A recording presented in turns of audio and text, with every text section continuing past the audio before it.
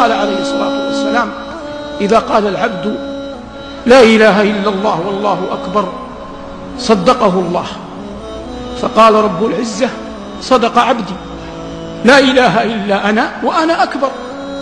فيقول العبد: لا إله إلا الله وحده لا شريك له. يقول الله: صدق عبدي، لا إله إلا أنا ولا شريك معي. فيقول العبد: لا إله إلا الله وحده لا شريك له، له الملك وله الحمد. يقول الله: صدق عبدي، لا إله إلا أنا ولي الملك ولي الحمد. يقول العبد: لا إله إلا الله ولا حول ولا قوة إلا بالله.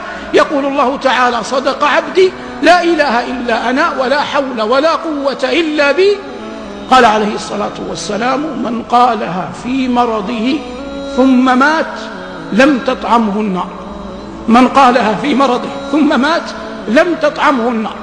وفي حديث شداد بن أوس وعبادة بن الصامت أن النبي صلى الله عليه وسلم قال لهم يوما: ارفعوا أيديكم، فرفعوها، فقال: قولوا لا إله إلا الله. فرفعوا أيديهم وقالوا لا إله إلا الله. فقال صلى الله عليه وسلم: الحمد لله، اللهم بعثتني بهذه الكلمة ووعدتني عليها الجنة وإنك لا تخلف الميعاد. ثم وضع صلى الله عليه وسلم يديه وقال: ابشروا فقد غفر الله لكم، ابشروا فقد غفر الله لكم. كل هذا من التمكين لأهل لا إله إلا الله في الدنيا.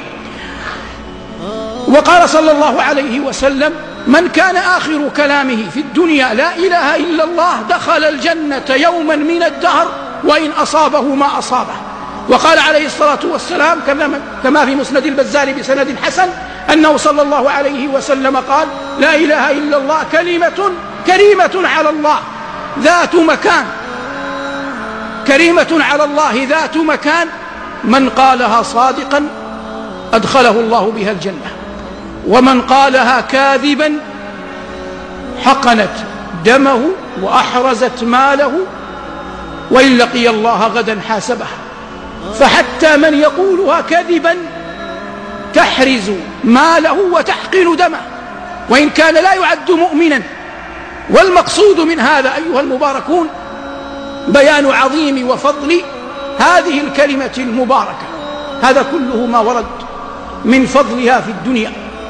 أما ما ورد من فضلها في الآخرة فإن النبي صلى الله عليه وسلم قال: إن الله سيخلص رجلا من أمتي على رؤوس الخلائق ينشر له 99 سجلا كل سجل مد البصر، فيقول الله جل وعلا له: يا عبدي أتنكر مما ترى شيئا أظلمك كتبتي الحافظون؟ يقول: لا يا رب. فيقول الله عز وجل: ألك عذر؟ فيقول: لا يا رب. فيقول الله عز وجل: أما وإن لك عندنا بطاقة. فيقول: أي رب، فيها أشهد أن لا إله إلا الله وأشهد أن محمدا عبده ورسوله.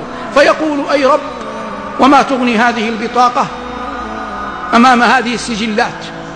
فتوضع السجلات في كفة ولا إله إلا الله في كفة، فتثقل البطاقة وتطيش السجلات ولا يثقل مع اسم الله شيء.